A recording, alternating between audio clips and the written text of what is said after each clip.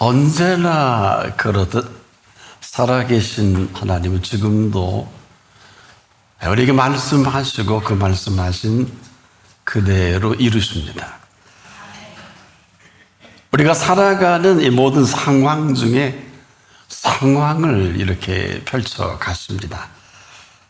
그래서 언제나 그분 앞에서 시작이 되고 마감이 되기도 하는데 언제든지 그 처음과 나중까지라도 그 뜻대로 이루어 가십니다.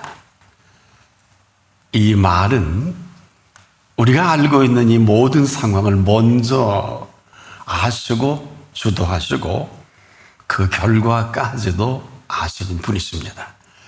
신명기 28장 7절을 보면 내 대적을 내 앞에서 패하게 하시리니 이렇게 하시는 분이신데 우리가 과연 그 앞을 살아가는 것도 내가 하고 그렇지 못하는 것도 오늘 내가 합니다.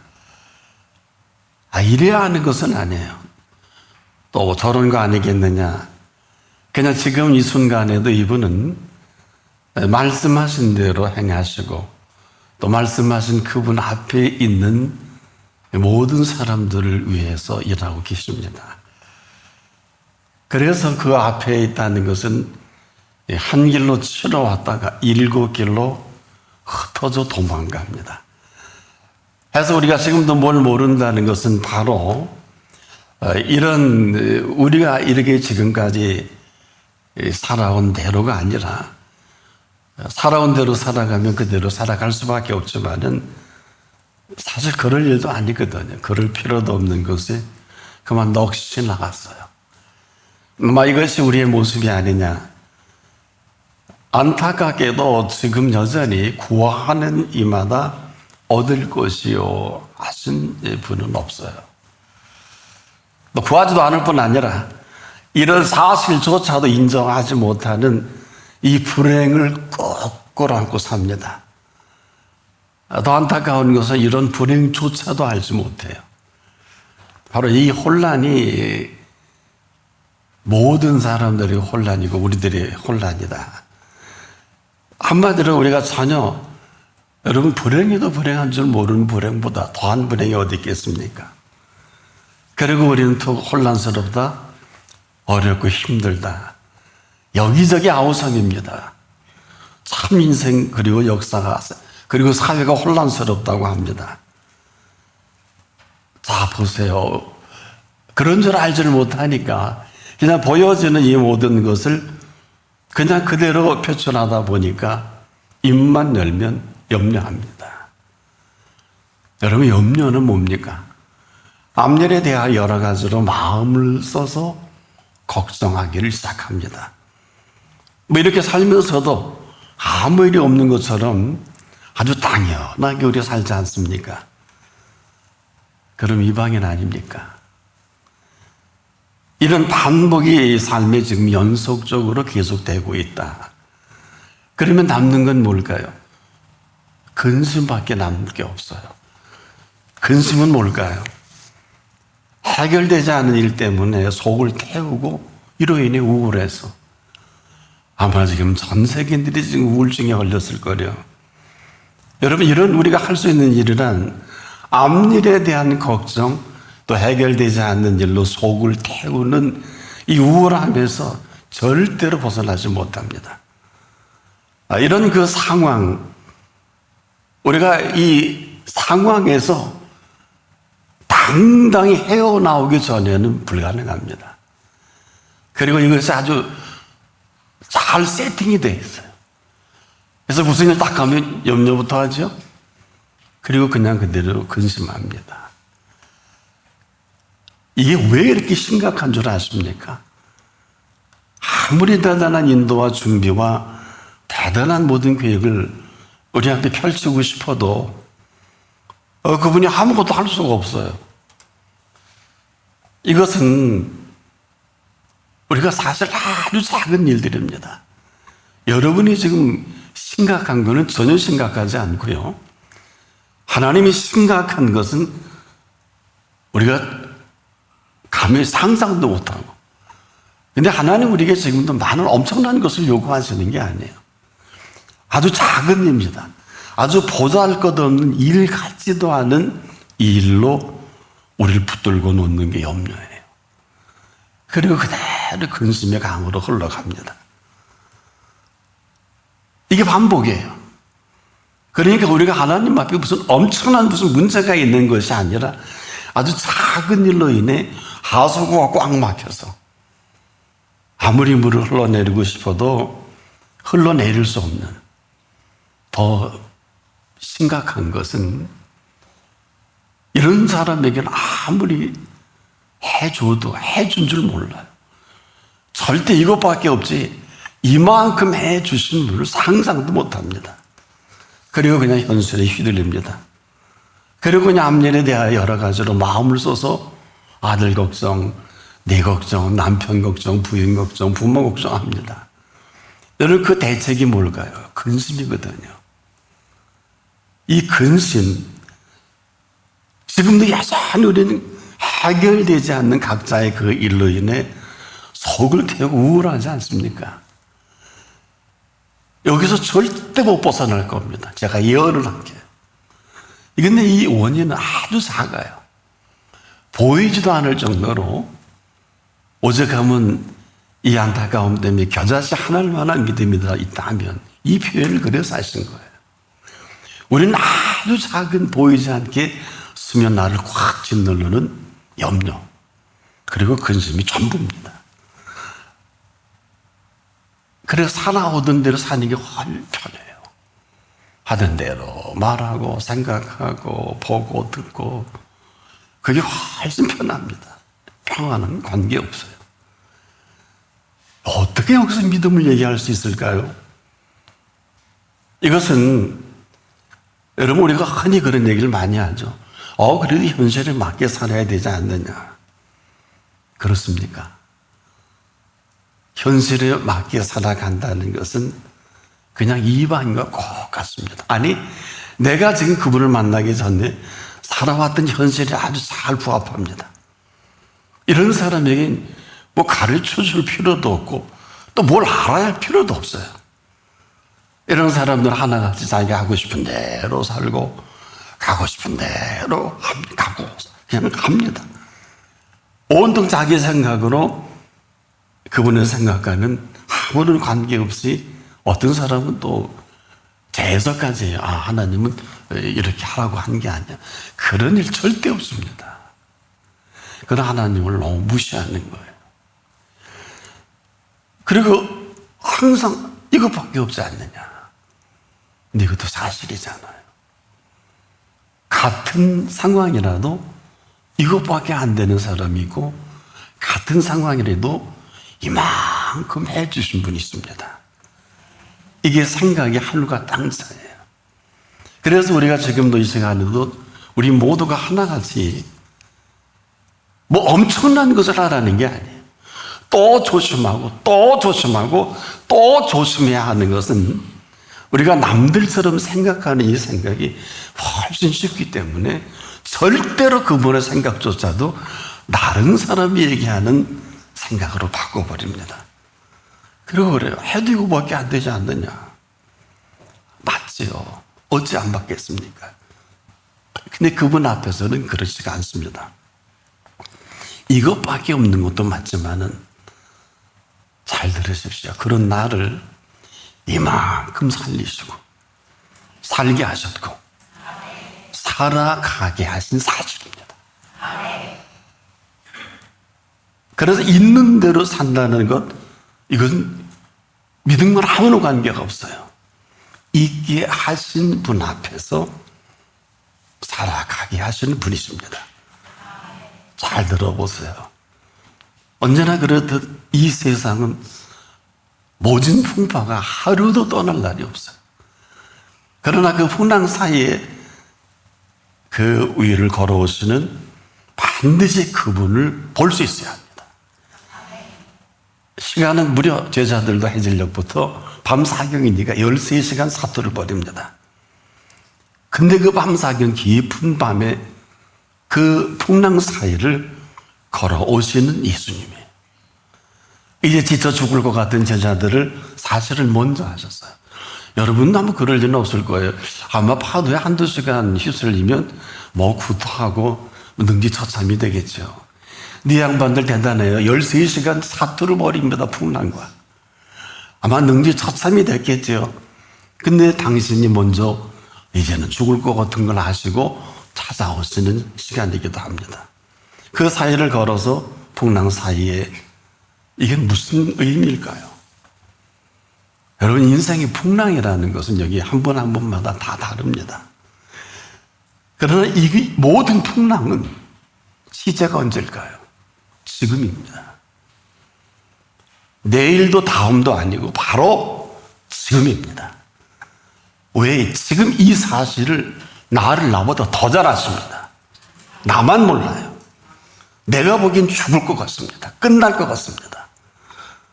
그러면서 우리는 스스로 위로까지 해요. 에이, 설마, 그럴 리가 있겠냐? 그렇지는 않을 거야. 이건 내 생각이에요. 이 모든 풍랑 사이에서 예수님의 생각은 뭘까요?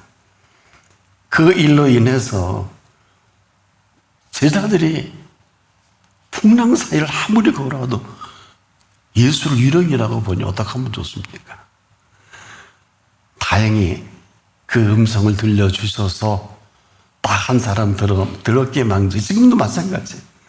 아마 이 가운데 오셔서도 아마 그 음성을 들을 수 있는 분은 한두 분이 아닐까. 근데 그 음성은 틀림없습니다. 근데 이것이 꽉 막힌 하수구처럼 막고 놓쳐라는 게 염려와 근심이에요. 지금도 마찬가지입니다. 이것이 뚫어서 담비가 온다는 게 뭘까요? 아무리 담비가 엄청나게 와도 이 하수가 막히면 홍수가 돼요. 그래서 손수답을 만들고 흘러내릴 배수구가 필요한 것은 우리 인생의 이 모든 걸 꽉 틀어막고 있는 게 염려와 근심이에요. 그러나 아무리 엄청난 담비도 하수구가 막히면 감당할 수가 없습니다.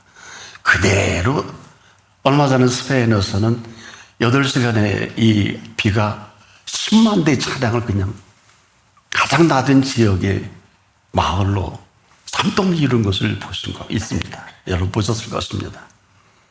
그런 겁니다. 어떻게 할 거예요? 몇 년 모아서 한 대 샀는데 이게 10만 대가 그냥 쌓였으니 이거 어디다 하소연합니까? 아무것도 아닙니다. 아무것도 할 수도 없어요. 지금 우리가 그렇습니다. 사실 우리가 이런 것을 정확하게 아는 분이 여기 얼마나 될까요? 이 얘기는 은혜와 진리가 아무리 대단해도 은혜와 진리가 막혀버리면 아무리 어마어마한 은혜도 은혜다울 수 없어요.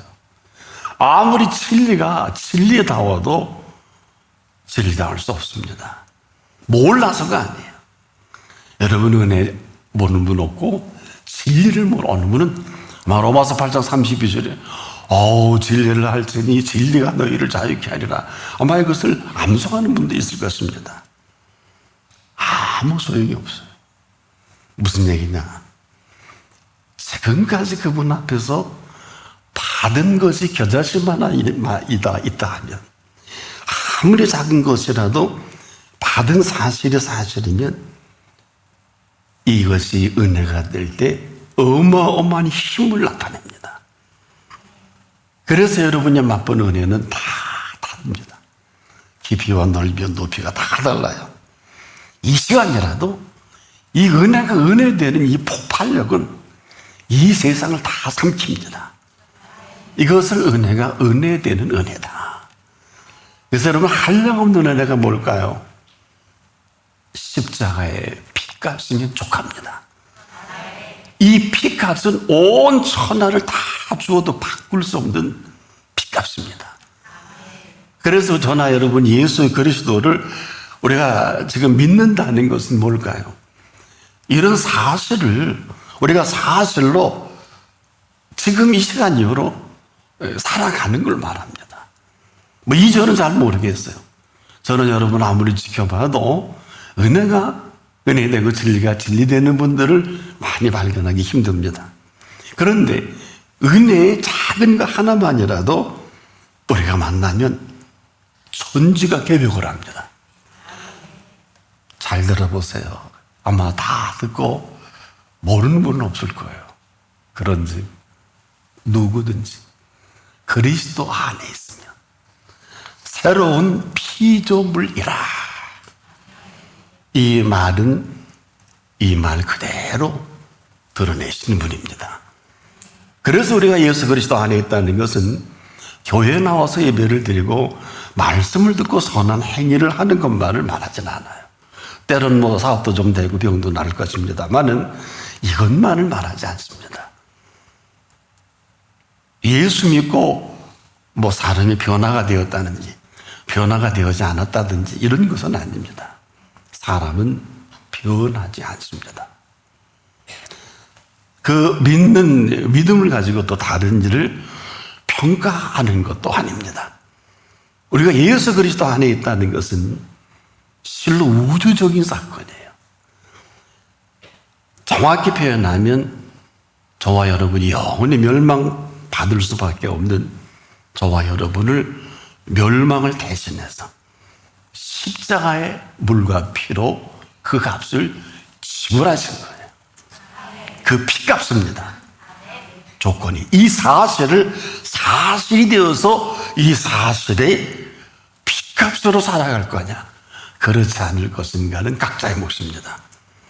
아무나는 아닙니다. 이런 사실을 사실로 믿을 수 있을 그때 그분이 능력이 부족해서 변화를 못 시키는 게 아닙니다. 아무리 능력이 대단해도 내가 그 능력을 캔슬하든지 거부하면 우리는 거부의 황제들 끝에 속합니다. 아주 거부와 아주 한량한 거역을 나도 모르게 아주 잘합니다. 이 능력을 받아들이지 않으면 한마디로 아무것도 아니라. 그래서 나로 말미암지 않고는 너희가 아무것도 할 수 없다는 이 어마어마한 진리입니다. 한마디로 능력이 아무리 대단해도 대단하게 여기지 못하는 것만큼 일생을 삶의 제한적으로 살아갈 수 없는 슬픔과 비극이에요. 그래서 이 사실 누가복음 15장을 보면 당사해야하기는 가벼운 얘기가 아닙니다. 지금 말씀 이러한 사실과 실체를 적나라하게 우리에게 보여줍니다. 우린 둘째 아들 탕자를 여기고 여기에 위로를 받고 살아가는 사람들이 참 많은데 정말 심각한 탕자는 첫째 아들입니다. 일생을 아버지 집에 있으면서 누릴 거 다 누리고 먹을 거 다 먹고 받을 사랑 다 받고 살면서 도무지 이런 사실과는 아무런 관계없이 살아온 사람입니다. 이 둘째 아들 탕자가 돌아왔는데 약 한 20여 년의 시간이 소요가 됩니다. 그래서 아버지는 죽었다가 살았으면 내가 잃었다가 얻었다고 누가복음 32절에 말씀하는 이유가 있어요. 이것은 지금도 그 아버지 집의 일생을 그 덕에 그 풍요와 위상과 걸맞게 일생을 살아온 큰아들 때문입니다. 그런 그 아버지의 배려와 사랑을 이 사람은 일생 거부하고 자기 생각과 아집으로 지금까지 버틴겨오는 큰아들을 반나지 소개합니다. 물론 그런 아들을 아버지는 모르는 것은 아닙니다. 아버지 집에 있습니까? 이게 바로 긍휼이요 그분의 기다림이기도 하죠. 이 엄청나고도 이 대단한 사랑을 그 아버지 받고 살아오면서도 큰아들은 그냥 큰아들이에요. 오히려 다행스럽게 둘째 아들이 돌아와서 돌아온 탕자로 그 둘째 아들이 돌아오지 않았다면 큰아들의 이 탕자는 영원히 묻히고 일생을 끝났을지도 모릅니다. 그 실체를 누가 알 수 있을까요? 그러나 그 실체를 큰아들은 이 둘째가 아버지 집에 온 이 일로 20년 아니 일생을 살아온 실체를 이렇게 얘기합니다. 죽었다가 살아났으며 잃었다가 다시 얻은 아들로 인해 아버지는 지금 전 재산을 다 허비해도 아깝지 않을 축제를 하는 마당에, 그리고 아버지는 너무 좋아서 제일 좋은 옷을 입히고 손에 가락지를 끼우지 않습니까? 발에 신을 신기지 않습니까? 그리고 살찐 송아지를 잡고 그 모든 식구들에게, 야, 우리가 먹고 즐기자. 이내 아들이 죽었다가 다시 살아나. 이거 굉장히 중요합니다. 내가 잃었다가 다시 얻기로. 저희가 즐거워하더라. 이렇게 성경은 기록합니다. 한마디로 종된 입장에서도 이런 사실에 함께 즐거워할 줄 압니다. 그런 큰아들은 어떻습니까? 이 일로 인해 매우 마음이 상해 있습니다. 참 나쁜 아들입니다. 맏아들이 밭에 있다가 돌아와 집에 가까이 왔을 때 이 풍류와 춤추는 소리를 듣고 한 종을 불러요. 너 이리 와. 이게 뭐야? 이거 무슨 일이야? 당신의 동생이 돌아왔으며 당신의 아버지가 그의 건강한 몸을 다시 맞아들이게 됨을 인하여 살진 송아지를 잡았나이다 하니까 저가 노해서 이런 게 있어? 즐기 아니했다 그러죠. 그런데 이 사실을 그대로 보고 아버지는 이런 사실을 다 알면서 다시 권합니다. 아들아, 똑같은 얘기죠. 죽었다가 다시 살았지 않느니? 내가 잃었다가 둘째 놈 끝난 줄 알았는데 다시 얻었다 그랬어요. 근데 이 아들 하는 얘기 좀 보세요. 내가 여러 해 아버지를 섬겨 명이 없거늘 내게는 염소새끼라도 주고 나와 내 벗으로 즐기게 하신 일이 없더니, 그리고 아버지를 향해 이렇게 대거리 하잖아요. 아니, 아버지의 살림을 창기와 함께 먹어버린 이 아들이 돌아오며 이를 위하여 살찐 송아지를 잡으셨나이다. 그런데요, 이 큰아들의 말이 하나도 틀린 소리가 없어요. 이것은 큰아들이 지금까지 살아온 대로입니다. 그는 아버지가 하시는 일이 수십 년 동안 못마땅합니다. 한두 가지가 아닌데 대표적인 것이 드러난 것입니다.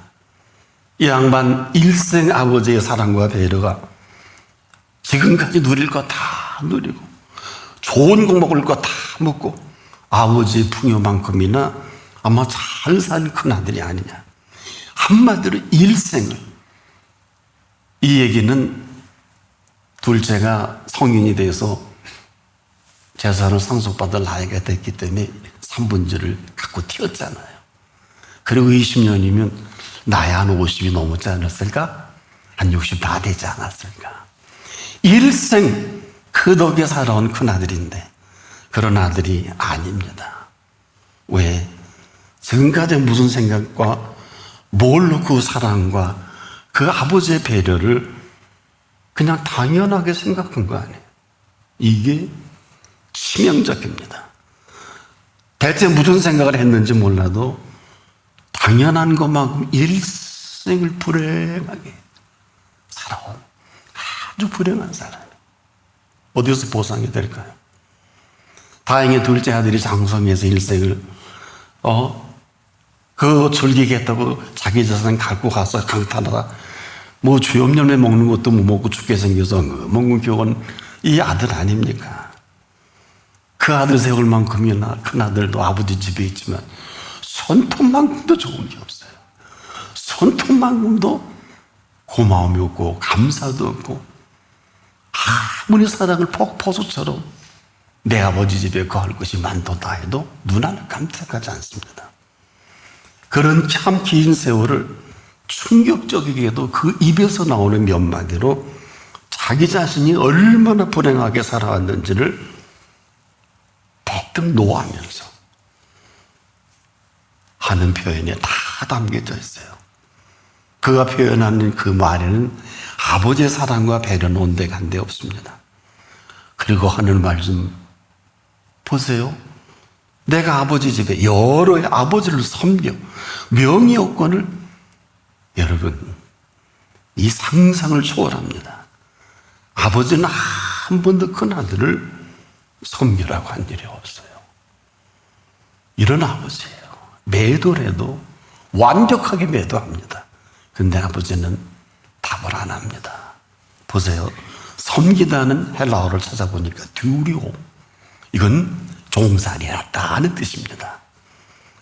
그런 자칭 아버지 스스로 아버지 집에 있으면서 이제 아무도 모르게 종 노릇하니까 얼마나 힘들고 불행했겠습니까? 참 힘들었어요. 그래 노할 만하지요. 얼마나 긴 세상 고통스러웠겠어요. 생각해 보세요. 얼마나 불쌍한 사람입니까? 수십 년 얼마나 고통 안 됐어요.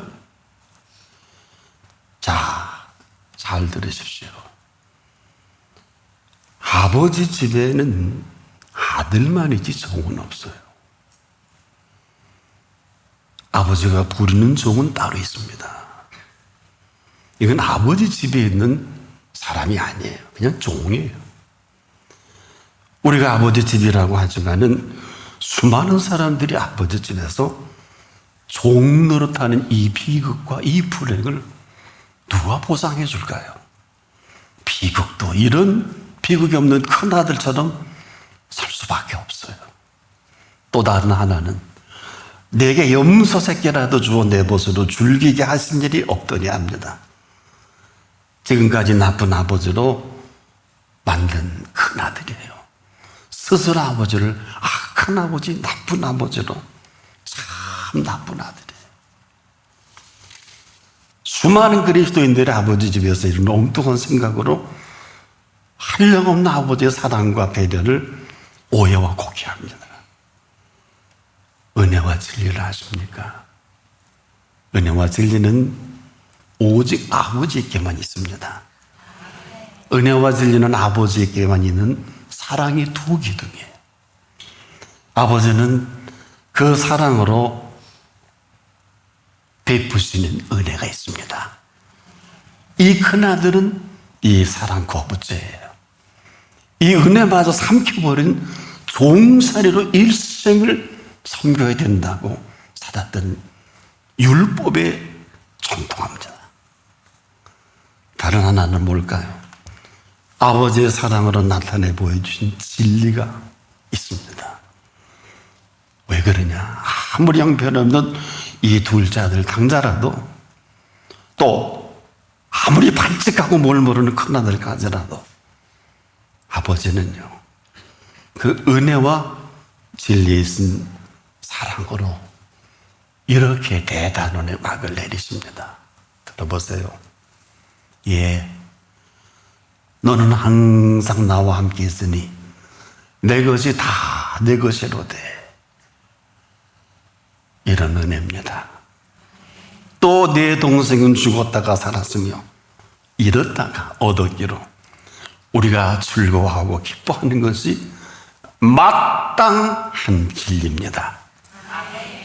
대단한 아버지십니다. 그야말로 은혜와 진리가 충만한 아버지십니다. 부디 당신들 한 분 한 분 생에 은혜가 은혜답고 진리가 진리답다면 이후로 아무도 가르쳐주지 않습니다. 오늘 주제에 조사가 대단히 중요합니다. 인생은 은혜와 진리로 사는 게 아니에요.